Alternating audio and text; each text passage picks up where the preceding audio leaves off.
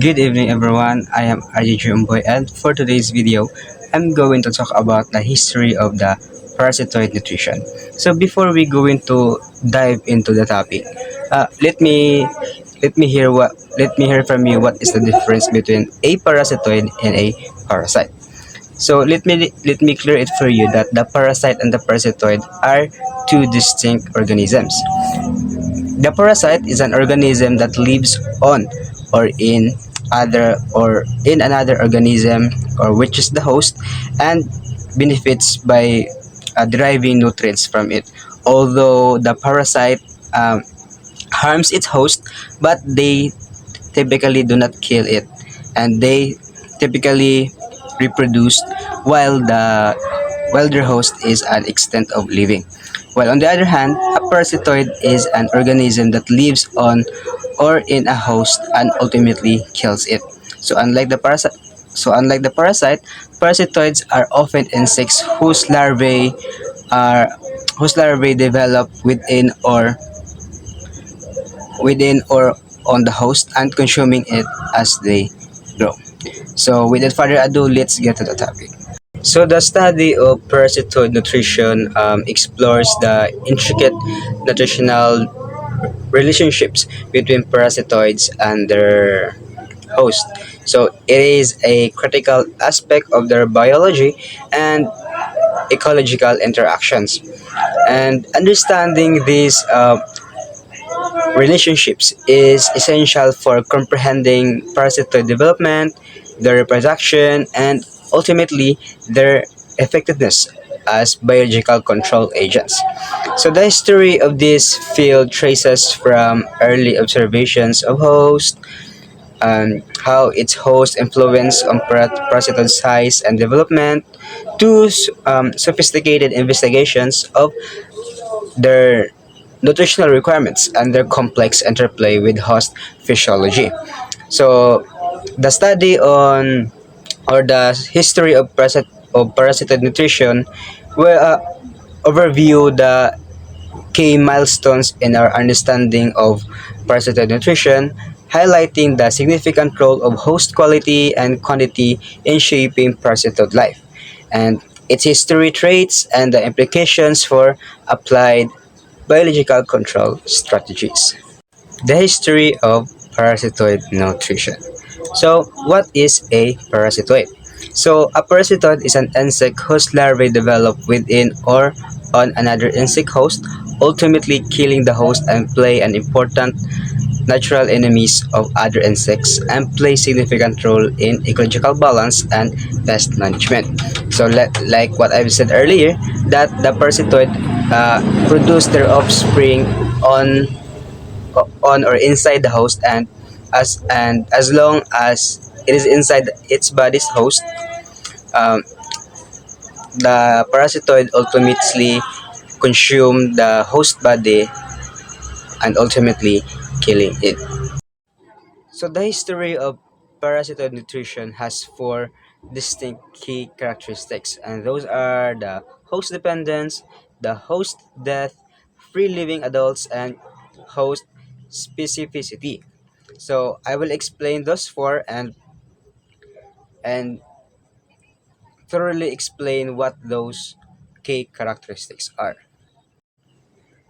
So the first one on those key characteristics is the host dependence. So what we mean by host dependence is that parasitoids require a host for their larval development. So the female parasitoid lays her eggs in or near the host.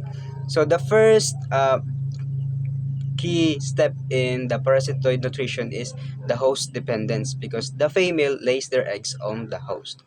So the second one is the host death. So the parasitoid larvae feed on the host tissues, eventually leading to the host death. So this is a crucial difference from parasites. Like what I've said earlier, that the parasitoid kills its host during each larval stage because the larva consumes the body's host. Then the third one is the free living adults. So adult parasitoids are typically free living and may feed on the nectar, honeydew, or other food sources. So after the parasitoid completes its life cycle, it killed the host. So they become the free living adults, and they feed also on the different food sources on their surroundings. Then the last one is the host specificity. So many parasitoids are highly specialized, attacking only the specific host species or life stages. So the host specificity only means that the parasitoids have only a limited range of the possible host that they will um, influence on, or they will put an eggs or the larva or their larvae on. So in continuation of the history of the parasitoid nutrition, so as I have scanned into the manual, I can see that the history of parasitoid nutrition has 4 points, and the first one of those 4 points is the early emphasis on the host influence. So what do we mean by the early emphasis on the host influence? So, early emphasis on host influence means that the host quality plays a critical role in the development and success of parasitoids and organisms that rely on a host for their survival and development. So, this early emphasis on host influence is that means that a high quality host that is characterized by factors like size, health, and the host nutritional value directly impacts the various aspects of the parasitoid's life cycle. So this includes the promoting of the this includes promotes the faster growth and development, increasing the parasitoid's survival rates by providing a stable environment and sufficient resources, and also it influenced the sex ratio of the offspring, often favoring females in larger hosts. Furthermore, the host quality also affects the parasitoid's reproductive capacity, or we term as the fecundity. So the larger the host, the better host, leading to higher egg production and contributes to increased adult longevity and overall vigor, including improved immune function and the parasitoid's stress resistance. Furthermore, a low quality host can also negatively impact all these aspects, resulting in smaller, weaker, and less fecund and shorter lived parasitoids. So, and this ultimately reducing their fitness and chances of survival in the outside environment. Next point on the history of parasitoid nutrition is the host biomass and parasitoid size. So, what do we mean by the host biomass and parasitoid size? So it means that the size of a host organism has a significant impact on the size of the parasitoids that develop within it. Generally, larger hosts provide more resources, leading to the development of larger parasitoids.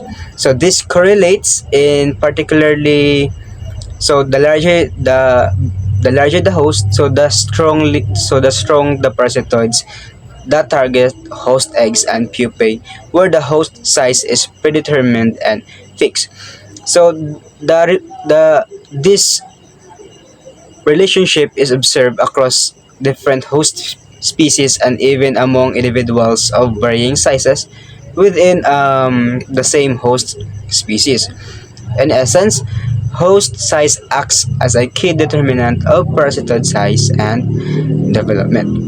So that was the host biomass and the parasitoid size and the connection between the two. So the next one is the food quality and quantity. So the food quality and quantity means that this relationship between the host and the parasitoid size is interconnected with the quality and quantity of food resources available to the developing parasitoid. This means that Not only does a larger host provide more space, but it also offers a richer source of nutrients and other resources. So, in studies such as Salt's work on Trichogramma avanescens, revealed that parasitoids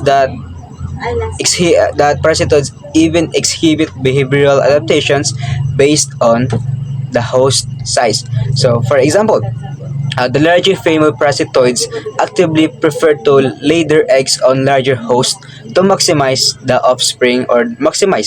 offspring development.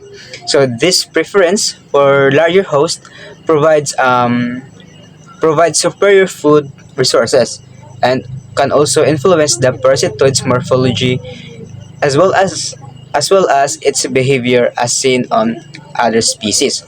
Furthermore, the size of the host has a cascading effect on the parasitoid's reproductive potential. So the parasitoids that develop in larger hosts thus have an access to more and better quality food.